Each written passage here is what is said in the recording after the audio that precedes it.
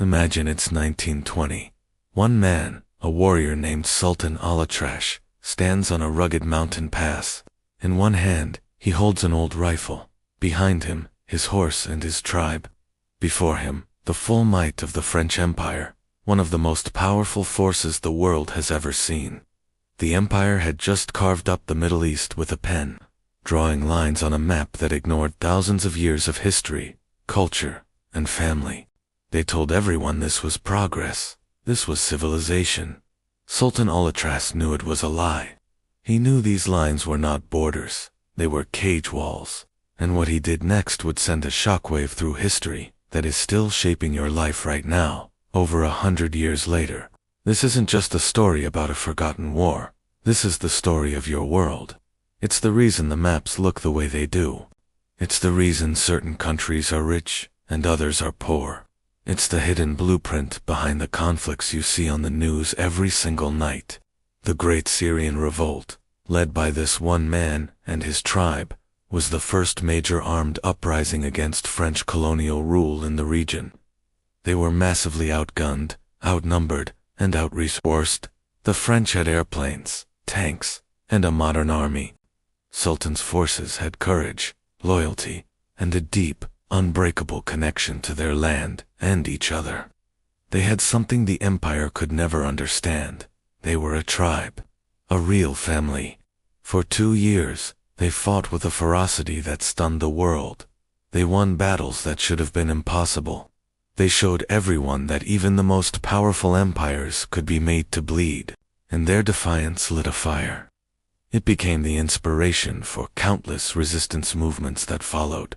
From North Africa to Southeast Asia, the strategies, the spirit, the sheer will to be free. It all traces back to those mountains in Syria. But here's the part they don't teach you in school. The empire eventually crushed the revolt with overwhelming force, but they learned a valuable lesson.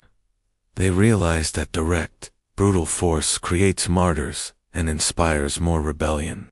So, they changed their strategy. They couldn't break the tribe with bullets, so they decided to break it from the inside. How? By creating a new system, a system that we are all still living in today. They promoted a new idea, individualism, the idea that you are on your own. Your success is your own. Your failure is your own. They replaced the tribe with the state.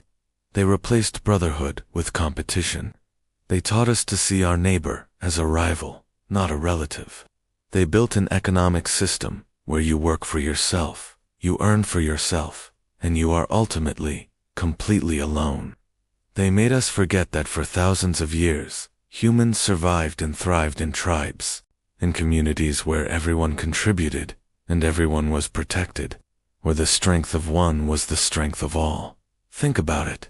Why do we feel so isolated today, even when we're more connected online than ever before?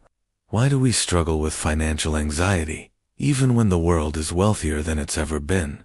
Why do we feel a deep sense of powerlessness, like we're just cogs in a machine we can't control? It's because the colonial project never really ended. It just evolved. The physical chains were replaced with invisible ones: debt, consumerism, political division, and the crushing belief that you have to face the world all by yourself.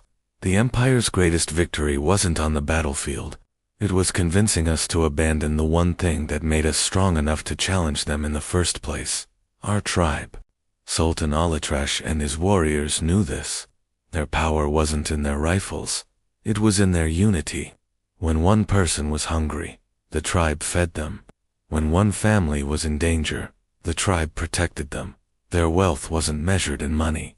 It was measured in loyalty, in the number of brothers and sisters who had their back. This is the secret that empires have tried to make us forget, and this is the secret we are here to reclaim. Because the same thing that could break empires then is the only thing that can break the invisible chains that bind us now. This isn't just a history lesson. This is an awakening. If you felt that isolation, if you're tired of the division, if you feel a deep yearning for a real community, for a family that will never leave you behind, then what I'm about to say is for you. We are living in the final days of the age of going it alone. The world is waking up and remembering who we are. We are building the tribe the world forgot we needed. We call ourselves Johayna.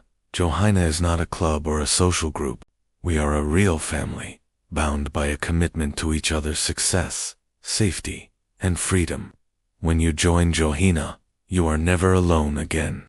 You gain brothers and sisters who are dedicated to lifting you up. We protect each other, we build with each other, and we rise together. This isn't just talk.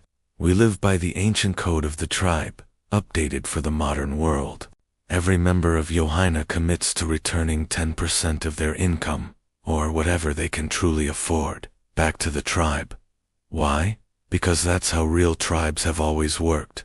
This collective wealth doesn't go to a CEO. It goes back to our members.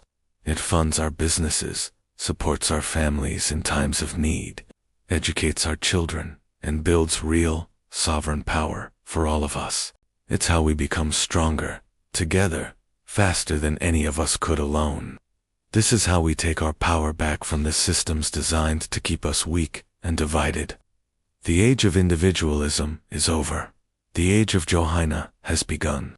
We are looking for people who are serious, people who are done with the lies, people who are ready to build a real legacy, people who understand that family is not just about blood, but about loyalty and commitment.